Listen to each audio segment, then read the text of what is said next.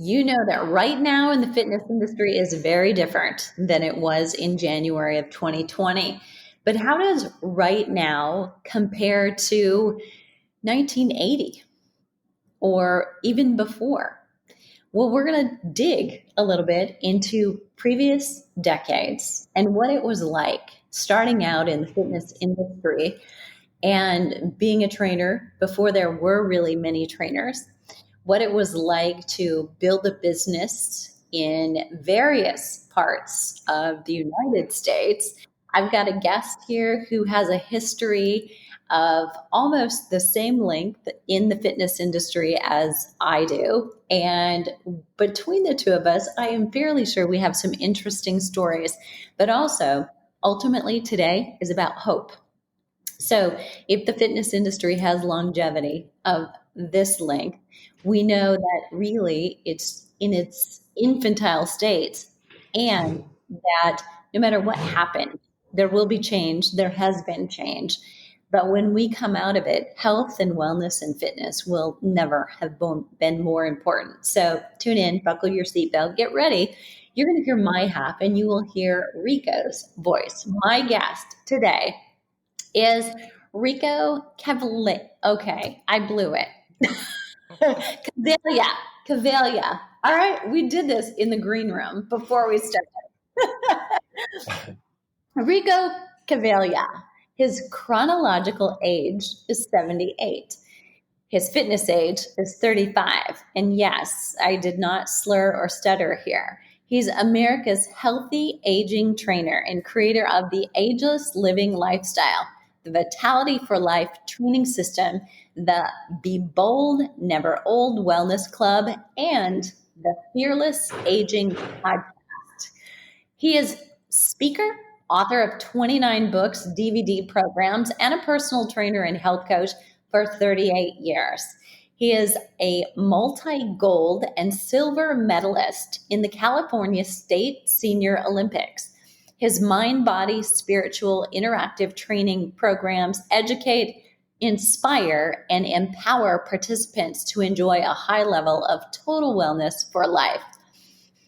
My own background with one foot in academics at a university for 15 years, supervising our interns from the advisor side of the table while also running a personal training department during half of that and training interns who worked for us. I've spent time working on private and public sector of fitness, working with agencies and associations, and for small privately owned businesses. Rico and I thought it would be fun and worthwhile to look back at the start of our experiences in the fitness industry. Rico's 38 years and my 36, and take a decade by decade look at then, now, and the future. If we could predict it, and at the very least, our hopes for it. So, Rico, thanks so much for being here. Well, thank you so much for inviting me. It's my pleasure, and it's going to be a lot of fun. Okay, so let's go back to the very beginning, 38 years ago. How did you start? Okay, well, I moved to San Diego in 1980 and looking for something new to do. And I just fortunate, I met a guy who was one of the first personal trainers in San Diego, and he said he wanted to open up a new type of a modern personal training studio. And so we opened up I think it was the very first modern personal training studio in 1982. It was called Fitness by Design. And by modern, it meant, I think before that time, I think you'll probably agree, most gyms were just like what people would say muscle head gyms, right? They're just guys who are into bodybuilding and barbells and, big old open places. And that was pretty Curls, much, yeah. yeah, that's pretty much what it was. Most gyms were like, right? And so, so by modern means, that we actually, evaluated people, not only physically, but nutritionally, and we did nutrition and we offered a, complete, pretty much a wellness program. So we started that in 1982, and then we expanded we did some of the very first corporate fitness programs in the 80s. And then from there, well, just like you, it's a progression. First you learn all about fitness and how to help people with with fitness and exercise, and then you start to realize that you got to learn about nutrition, and then finally you realize it's really all about mindset. So you got to learn about all that psychology and mindset, and then so you just keep on going and and I'm sure you're the same. We just keep on learning, and it's a never-ending process. The more you can learn about the physical body and mind and spiritual aspects of wellness. Yeah, so great. And, funny story, it was probably about 5 years ago, but I think what you described is like your own evolution of, okay, exercise, but then, okay, we've got the exercise or we don't. We also have to have the nutrition and then a mindset. That evolution, I think, happens for every trainer, at its own speed. Like when they realize, okay, I've got to connect the dots here and then here. About 5 years ago, I was coaching, and one of my fitness business coaching clients said to me, I've got this great idea. I'm going to write this book because nobody's talking about mindset. And I stifled my laugh, but I thought, really? But he was just at that point Right, where he was beginning to realize this is what I've been missing. This is the missing right. link. Yeah.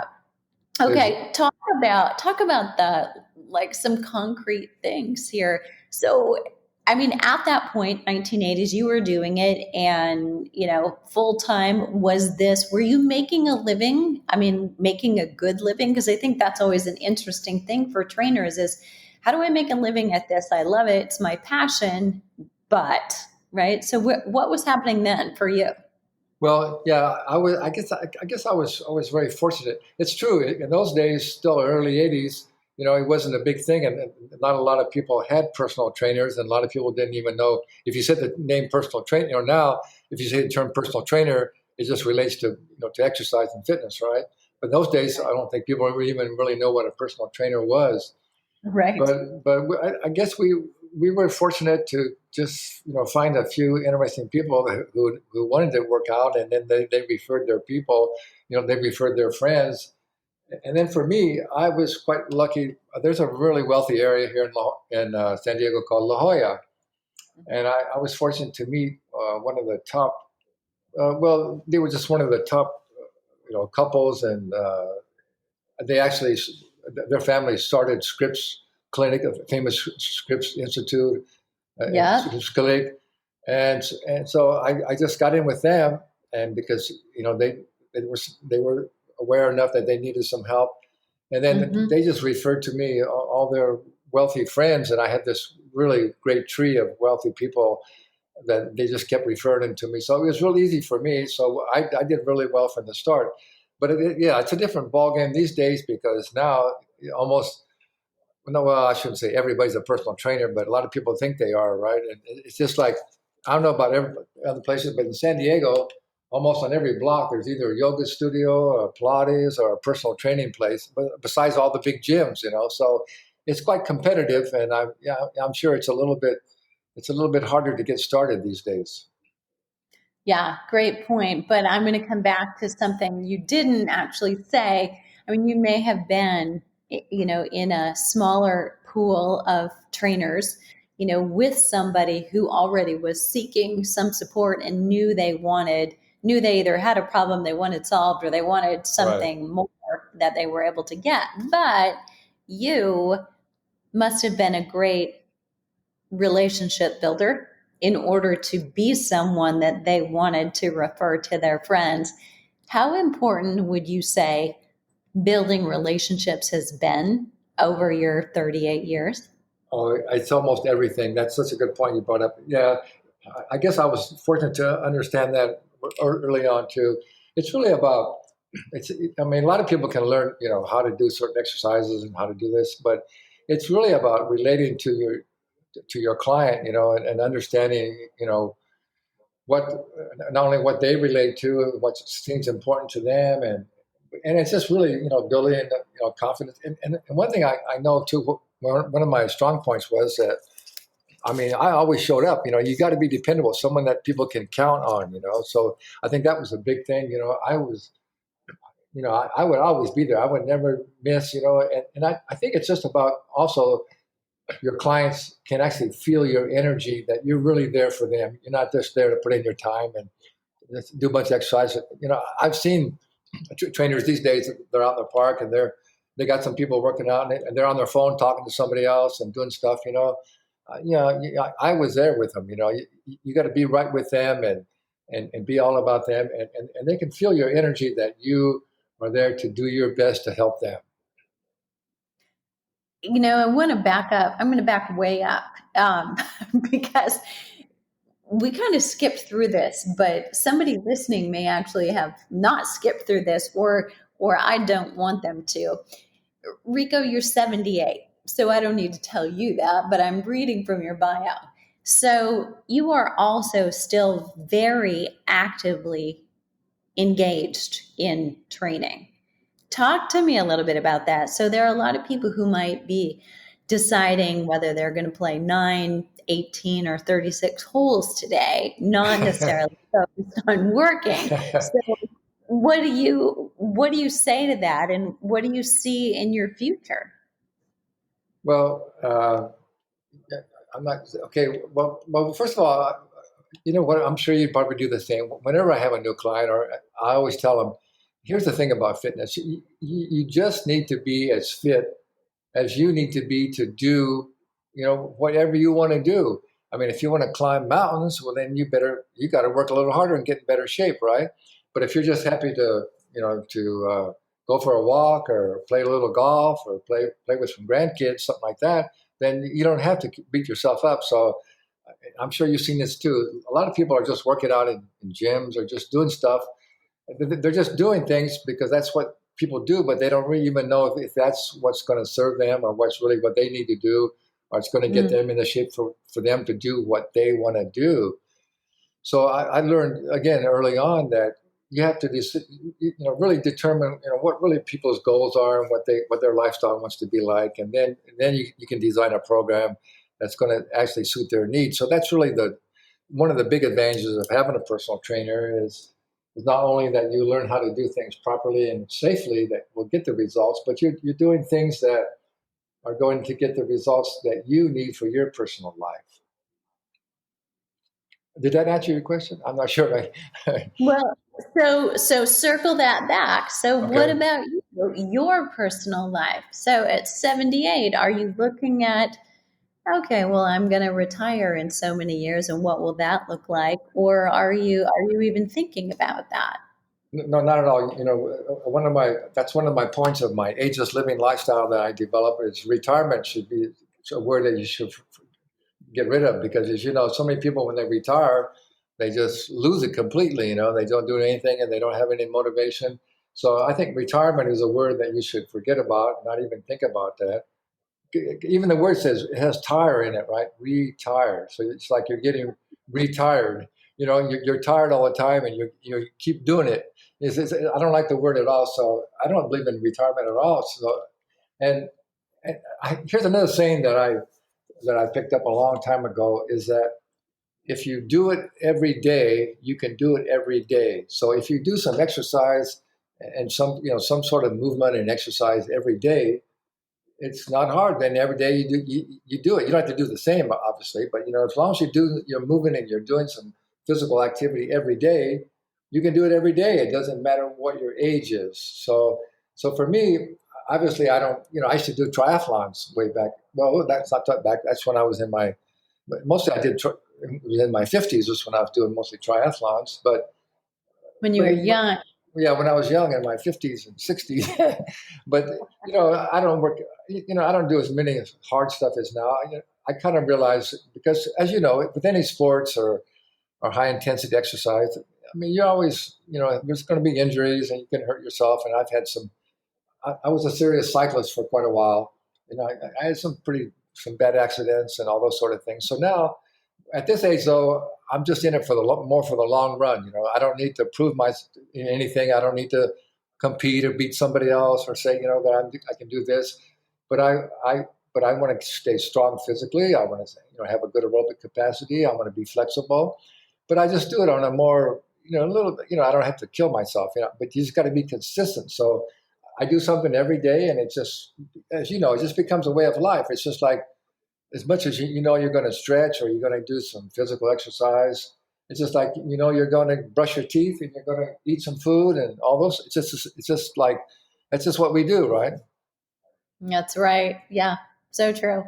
Do you remember, Rico, what was your hourly charge back in the 80s when you first started? Do you remember it? That's a good point. Whoa, I you know, oh gosh, I should have tried to think of that. I'm not really sure, but I think it wasn't that much, but it might have been around uh, 40, $50. But I can't quite But at that remember. point, that was That was fairly pretty good. significant. Yeah, that was Did pretty it good. seem, yeah, did it seem like a lot at the time? Well, I always felt, once I saw what it was all about, and then I'm learning to get myself in better shape, and I just realized, what a blessing, what a great profession that you're learning about health, which is our most important asset and should be our number one priority to create good health and fitness, and then you're able to teach other people and change their life for the better and get paid for it. I said, this is pretty great. That's why I've never wavered that. That's just not what I wanted to do. I mean, we evolve and do more things other than just training people, but still, it's all about and you can get paid and make a pretty decent living, and you're healthy yourself, and you're making helping other people get healthy. I mean, what a blessing! What a blessed profession that we're in. Yeah, so true. I think we always used to say it like, if you work in fitness or you work in a health club, certainly, I mean, you're one of the businesses where people are always in a better mood when they leave than when they came in, That's such a right? good point. That's such a good point. I got to say this. I can honestly, we all tend to exaggerate things, but honestly, this is the absolute truth. In all these 38 years with working with hundreds and hundreds of people, as you know, sometimes you'll get a hold of, or you go see your client, or even on the phone, and they'll say, "Oh, I don't think I can do it today. I didn't sleep good. I'm a little tired. I don't feel good." And you say, "Oh no, come on, it's going to make you feel better." And I promise you, honestly, every single time that you get somebody and get them up and get them doing, moving, they will always say, "I'm so glad you made me do it. I feel so much better." Isn't that true? Yeah, right. Yeah, it's just like, nowadays, I think if it's not on social media, nobody believes it. But the memes Yeah, that nobody says ever, I feel so much worse after I exercised. that's right. There might be a minor people who maybe were sick to begin with and shouldn't have done it, but otherwise, it's takes seconds to get that started feeling better. Yeah, So awesome. yeah. If you can just get people started, I always tell people, if you can just stick with this program for 90 days, you're going to not only look and feel so much better that then you'll have the motivation to stick with it. And again, you don't have to go to a boot camp and beat yourself up, but you just got to get started and do it. Start consistently putting out the effort, and that's the other thing. What the effort you put out, that's the results you're going to get. And if you can just establish that habit, and be consistent, I mean, the rewards are just so great. Isn't it unfortunate that so many people, there's a lot of people go through their life, never know what it means to be fit or really feel good or have a lot of energy. And that's a sad thing, so that's what we're all about, trying to educate people how important that is. Yeah, so true. Okay, so from the 80s, that for you would have been a full decade, a little bit less definitely for me. But, kind of coming into it, it was definitely, one on one, it was, personal training, Right. and toward the end of it, there may have been, a little bit more, partner training or group training, but not quite, it was still, there was lots of different toys coming out, like slides, and steps were starting to come out and kind of inference. Do you have a good story from like the 80s era, a client or something that kind of illustrates the beginnings of your training career? Well, I think no, I think though in the '80s, I didn't. I think like group exercise, like aerobic classes, like here in San Diego. And I can't think of what was her name. Judy Missett. She started Yeah. jazzercise.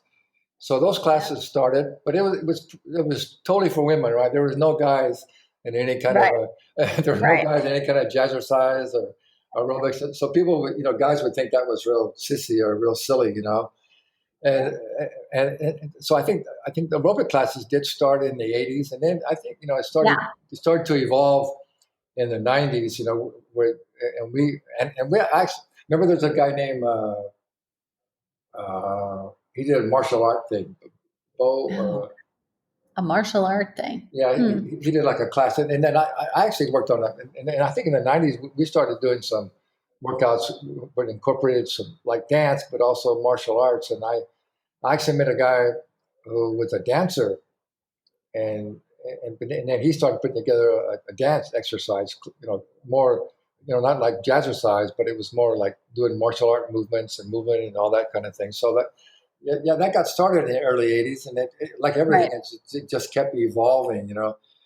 But I know you try and get some guy in there, and they just fall over their feet. They couldn't, what I mean, like they couldn't even count like 1, 2, 3, 4. Like doing like a grapevine. Like 1, 2, 3, 4, 5, Right. 6, 7, 8. And they couldn't even do it. So I learned early on too that you know agility and balance and coordination is what so many people, especially older clients, really need, that sort of a thing. So Yeah. I began incorporating those kind of movements, some kind of like dance type of movements pretty early on. I would say really in the '90s. Yeah. Yeah. So, and just let me clarify for listeners. So, definitely group fitness started, but that's a huge difference between personal training, Right, where we're revenue generating. So, in terms of those people who are involved in clubs, or, it was one on one for quite a while. It was a long time before small group training or big boot camp type of training was actually a revenue generator for personal trainers. It was just like one on one. It's like right, you ran out of time, right? When as soon as you were full, it's like, yeah, I can't do this anymore. I'm full. So there was either I raise my rates or I can't earn any money. So there was kind of that hit the ceiling place at that point. And then we hit the 90s, right? So we started to get a little smarter. And so I also want to say this. So, Rico, at this point in time, you were on the West Coast. I right. was in the West. So I might as well have been 10 years behind you, Yeah, because yeah, that's how long things took to right, take hold in the Midwest. right, Yeah. yeah. So talk to me about your experience in the 90s. How had things evolved for you when you were 10 and 15 years into it? Yeah, well, like I say, just like I just mentioned, I realized that there was so much more to it. It wasn't just being in a gym and lifting weights or doing Yeah. machines, and you start to evolve and see how much more. And that's when began to realize that I want to start incorporating. Yoga was starting to get a lot more popular then. Yoga was just coming on, and so I I started doing yoga. So I started incorporating some yoga, and then I start to realize too that how important flexibility is. I'm sure you've had the same thing with your clients all this time. It's actually easier to get people to do some aerobic activity or some strength training, but not to get their stretching. And that Stretching, right. We don't exactly, have time for that, right? yeah, I don't have yeah, time. I'll do yeah, that later, yeah. right? And I'd ask them next time, next session, well, did you do your stretching? They go, oh, I kind of forgot. I said, it's so important. I have a saying too that a true measure of your age is how good your posture is and how flexible you are. That's so Mm-hmm. important, especially as we age. You see some people such bad posture, and Yep. and especially guys. You see those old guys just bent over and shuffling their feet, and it's just because they allow themselves to get, as you know, your muscles and connective tissue will just shorten up on you if you don't stretch it, you don't use them, and pretty much that's how you end up. That's all you can do. You're stuck in that position. So I began to really get into yoga and more flexibility type things, and then, like I say, even incorporating some martial arts and I want to tell you about because I want to tell you about the fitness age. How I have my name is I have my fitness age is 35. Yeah. I think this is That's kind of an interesting story. So in the late 90s, there was this company called Fitness Age. And they, this is just when, really computers were really coming in. And what they did was they were able to take a bunch of data from the YMCAs who did a bunch of these. They used to do a lot of fitness testing in the YMCAs, I guess, a long time ago. And they compiled all this data with all these different people and their ages and what they do. And it was about 5 basic tests. It was just, how many push-ups can you do in a minute? How many sit-ups can you do in a minute? It's a basic step test, for your heart rate, your body fat percentage, and then just a sit and reach, if you can touch your toes. They just measure those. Those were the 5 things, and they had all this data on this. So this fitness aids company had the idea, okay, now we got computers, so they put all this data into computers, so they were able to develop at a certain age, what is the baseline, what's the average person at, say, 35, this is how they could perform on all those tests. So they had this whole thing figured out, and they were going to put these kiosks in all the gyms across the United States. And then so it was going to be like, so when somebody came in, the trainer would go, well, let's test you, and we'll measure your fitness age. And then right away it comes out, well, if you're 40 and your fitness age comes out to be 50, you go, whoa, right? So it's going to be a good sales tool. We got to get you in here, and we're going to retest you, and we're going to get your fitness age better. So it sounded like a really good thing. And they actually hired, and so I actually met the CEO, because they had a headquarters here in San Diego in the late 90s. And I actually met the CEO of someplace, and he hired me because they had a gym at their corporate office. And so I was their trainer for their executives for Fitness Age. And they actually hired Jack LaLanne to be their national spokesperson. So that was the idea. They're going to get him in all the gyms across the country. They had all these big plans, and they spent all this money. And so I got some good stories about Jack LaLanne. But here's the thing about the Fitness Age thing is, well, I guess what happened, they actually I guess they overspent, and they couldn't ever get it going, was that I guess a lot of the trainers were just lazy, and they didn't really work it that much or understand how to do it or give them the test. And I don't know. Right. Something happened. But the good thing about that was I met Jack LaLanne at some of their, they have some big promotions, and I got to hang out with Jack LaLanne a few times, and we had some really interesting conversations. I think people might be interested in. As you know, Jack LaLanne he was a crazy guy. He did all those feats he did. He did things like carry 300-pound barbell, walk on his back across Golden Gate Bridge. He swam in Alcatraz Channel. Yeah, pulling rowboats with handcuffed in freezing water. Okay. Yeah. So I asked him, Jack, how did you do all this crazy stuff? How did you go in the freezing water in Alcatraz Channel and tow these rowboats? You know what he told me? He said, what? He said, I fill up my bathtub full of ice, and every day I would lay on a bed of ice for an hour in order to get my body adapted to being in the freezing cold. Isn't that crazy? Who can do it? Well, now it's some of the, we're in the 20s now, we're in the age of biohacks, right? And people actually do that. They do that. Therapy. Yeah, cryotherapy and stuff. But Jack LaLanne did this way back he did it way earlier, like in the 50s and 60s. He was way ahead of all this stuff. So that's a funny story. And then another story with Jack it's kind of, remember he had this famous saying that exercise is king and nutrition is queen. And I used to argue with him. I said, Jack, no, because that's just when I was really into nutrition and learning a lot about nutrition. And I said, no, Jack, I said, you got it wrong, really. Nutrition should be king and exercise should be queen, because if you eat really nutritious, good food and you don't exercise very much, you can still be pretty healthy, because food is the most important thing for your health, but you're not going to be very fit, or you might not look too good, right? But if you just exercise and you don't eat healthy food, you're wearing your body out, and you're going to get sick and have illness, right? But he was fixated on exercise is king and nutrition is queen. So I used to get in some discussions with him, but he was pretty amazing. It was pretty amazing. He lived to be about 95. Oh yeah, I got one more story of Jack LaLanne. Yeah. So and I copied this from him. I think when he was in his 90s, one reporter was interviewing him, and he said, "Well, Jack, I understand that you still work out 2 hours a day." He goes, "Yeah." And so the guy goes, "Man, you must really love to exercise." And Jack says, "No, I hate it now." He says, "Really? You hate it?" He says, "Well, why do you do it?" You know what Jack answers was? What? Because I'm Jack LaLanne. That's so cool, right? So I sold that from him. So now if somebody asks me, how come you do all this stuff? So I'm going to say, because I'm Mr. Ageless Living. Yep, you're committed. Yeah, Right? that's Yeah. right. That's right. You got your reputation to uphold. Yeah. Yep, that's right. Very true.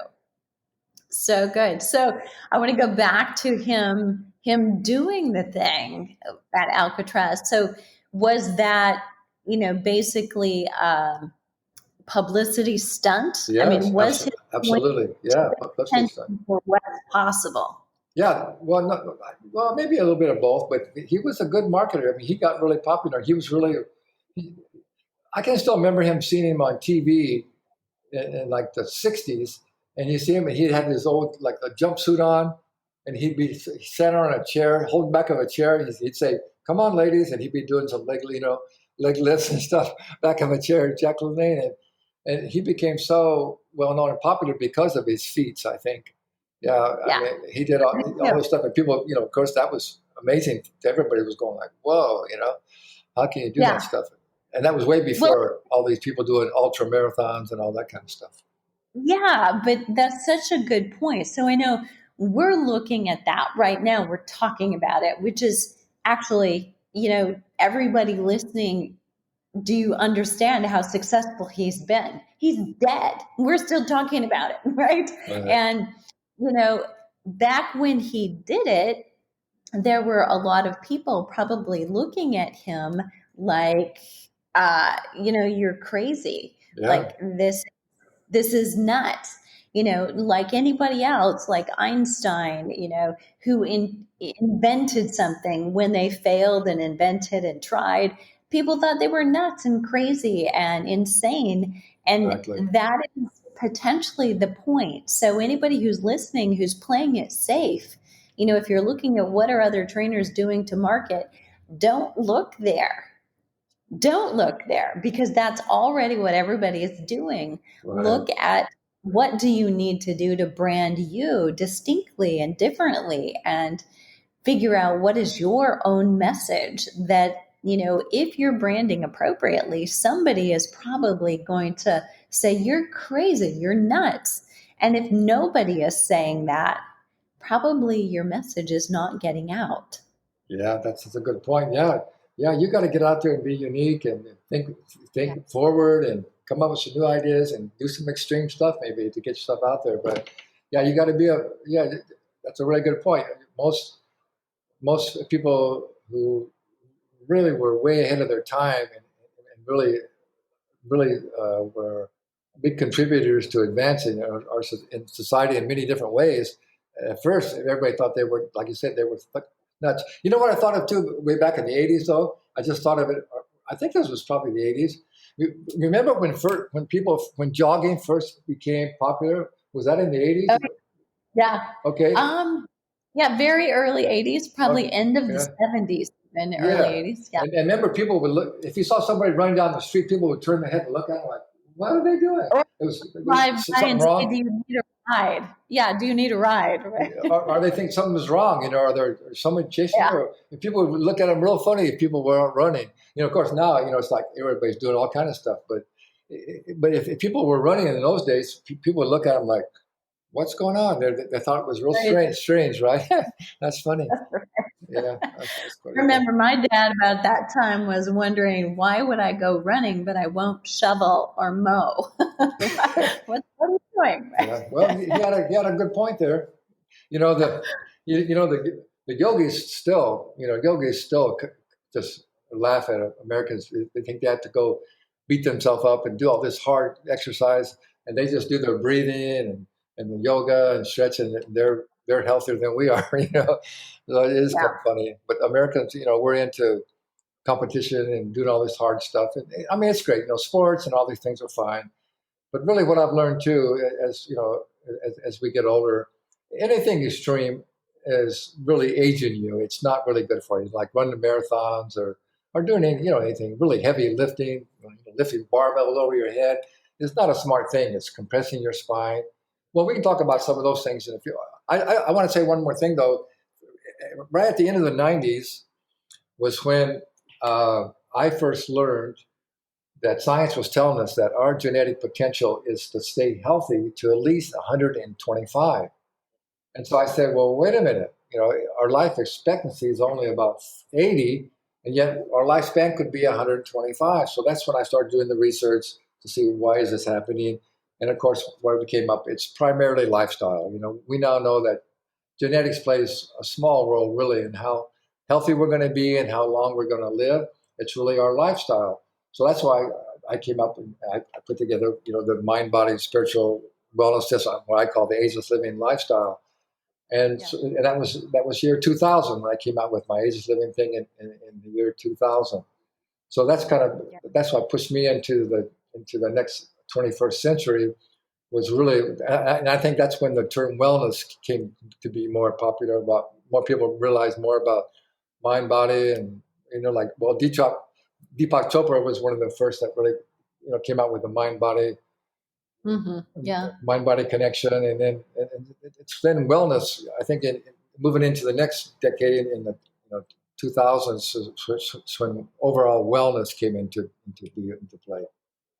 Yes. Yeah, I would totally agree. And, I also want to come back to, as you were talking and just listening to your voice. So for all the listeners who just heard kind of that little few minutes of talking that you were doing, what I heard and picked up from what you said was more the emotion behind it. I mean, the passion. So I think that is something for listeners to pay attention to. In that, if you're really in this, there's two things that as trainers, I think we need to keep in mind. Number one is always, and for you know, I've been doing this for 36 years, but I've been an instructor at the university level and mentoring trainers and coaches for less than that. So let's say 20 to 25 years.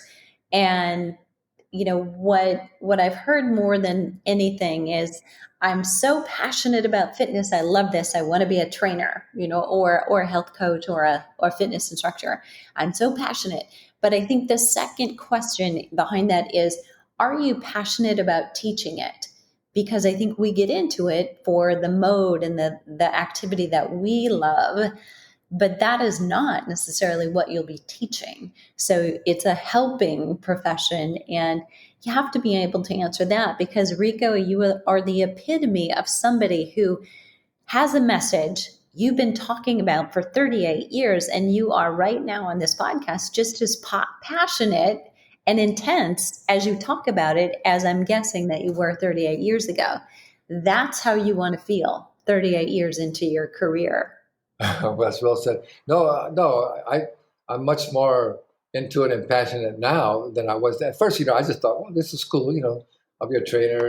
I didn't really understand all the, how much really that effect that you can have on other people's lives and how important it was. So I'm actually, it just keeps increasing all the time. And as you know now, just like with the COVID virus that we're in, one of our hopes, I know, and you feel the same way, is that in spite of all the people that suffering and things, there's going to be some good things come of it, and hopefully one of them is more people will wake up and realize how important their health is. Because really, it's all about if you're already taking care of your health and you have a stronger immune system, it's very less likely you're going to catch it or have any problems with it. So hopefully, more people will understand how important their health is and make it a number one priority. So that's my hope, and that's kind of the message that I have to keep on working on is to help people to realize that no matter what you want to be successful in your life, if you don't have a lot of energy and you're not healthy,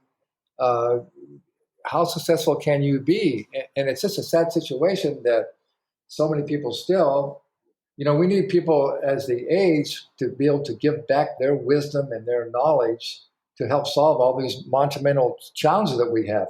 We have so many challenges in the world today, and we need more people to step up and use their knowledge and wisdom as they age to help solve these problems, and also to be, I think, role models and mentors for younger people, which we don't have that many of. So that's kind of my idea, my goal. And that's one of the things that I'm trying to stress to people.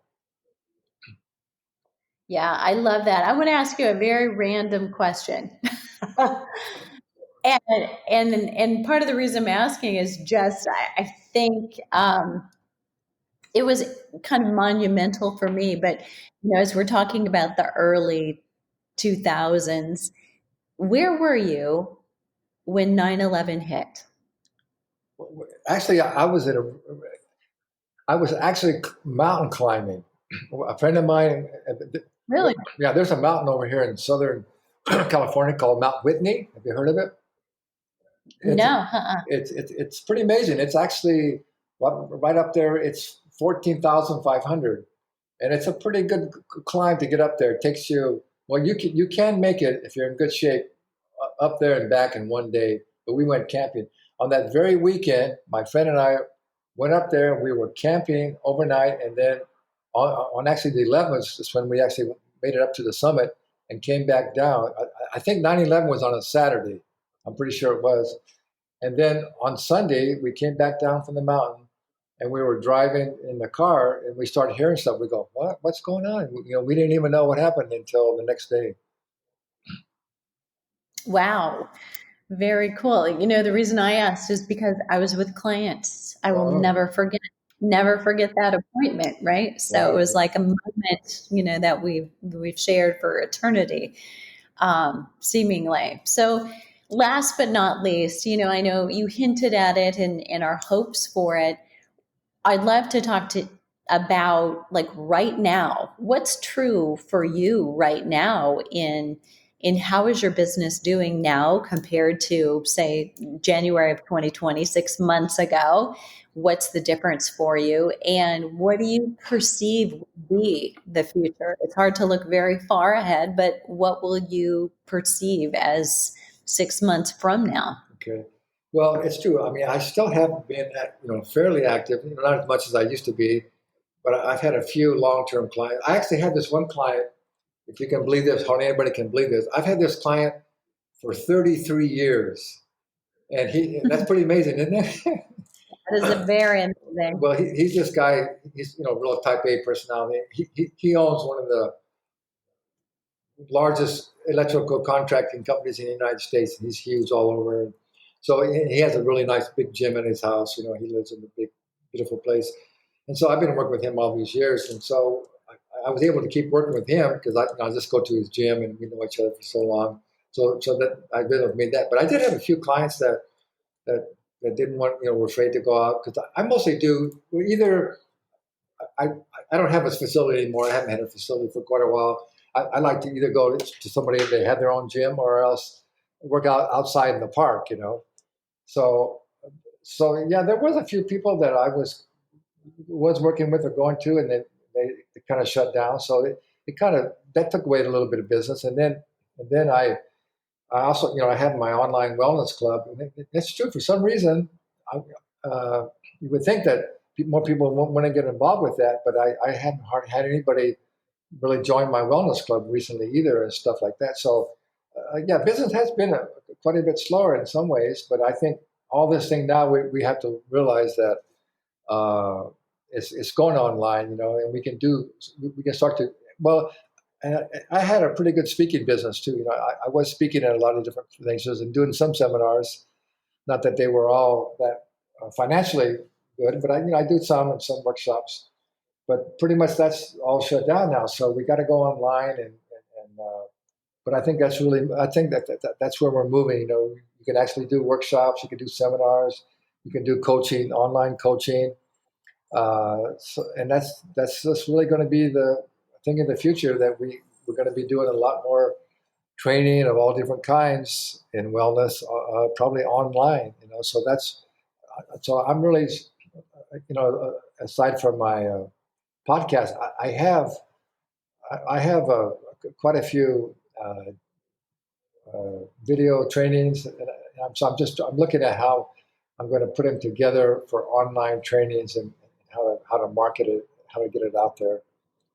And so one of the things we're doing, as you know, because you're involved with me on this, is these wellness summits have just become, wow, they just exploded this year, right? All these summits, they call them summits, right? And what those are is on all different topics on wellness. Who's ever put on the summit it interviews all these wellness experts, and then you put them all together where people can come and watch the interviews, and then they can buy the whole package. So I think that's probably going to be here to stay for quite a while. So as you know, I'm doing one called the Ageless Body Self-Care Guide. It's actually the operations manual for the human body. And so I'm interviewing all these experts on all the different ways of how to take care of the human body. And I just recently I just interviewed you, right, as our fitness expert on how to take care of your fitness for your whole life. So I think it's going to be I think that's really going to be a wave of the future that's going to be going on for quite a long time. Great advice. Okay, so if you could tell a fitness professional now, and we've got listeners who potentially could be anywhere in their career, including college students, university students who may be at the end of their degree and thought they would be doing internships right now and wonder, what does my future look like? Because I envisioned training, face to face or owning a gym. What would you suggest that one or two things they should be doing right now? And we have just a couple of minutes to wrap it up. So you have to make it good and fast. Okay. Well, I guess just what I said, you're going to have to develop some programs that people can interact with you online. So maybe you need to get yourself a little studio, with the videos, so you can video your trainings and also just plan on doing more remote training, remote coaching. That actually works pretty well. I've had a few clients, actually fitness clients, where you can do remotely. But you got to have your stuff together. You got to have some things to send them. You got to have some training programs written up. You got to have some videos that you can send people. So you've got to do a little bit of work and get a little bit more prepared. But you can actually go online now and get yourself some video trainings and get them up online.